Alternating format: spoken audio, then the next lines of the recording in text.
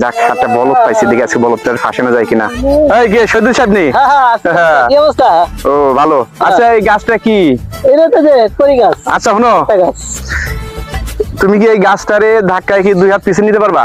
গাছ ডাকে 2 হাত পিছে ব্যাপার, নিতে পারো, সমস্যা নেই, সবই সম্ভব।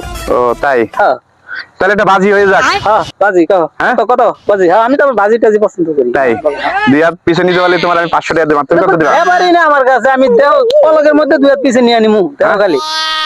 আর তুমি কি দিবা? 500 টাকা দাও, 500 বাজি, 500 দাও, 500 বাজি আমি নিতে পারলে তোমার 500 1000 টাকা দিয়ে দেবো। তো এই তো কথা নাকি? আচ্ছা ঠিক আছে গাও, ঠিক আছে, টাকা যখন পাইছি রে আচ্ছা যাইবো না দেখ। দেখো কেমনে এক তুরে কে মনে করে 500 বই লাইছি মানি ব্যাগে। হ্যাঁ পানি ব্যাগ পিছনে, আর মনে করো এই যে দেখো আমি তুরিক দিলাম, এই গাছ ধরলাম, আর এই যে 2 হাত পিছে নিলাম। দেখো তো এখন হইছে কিনা?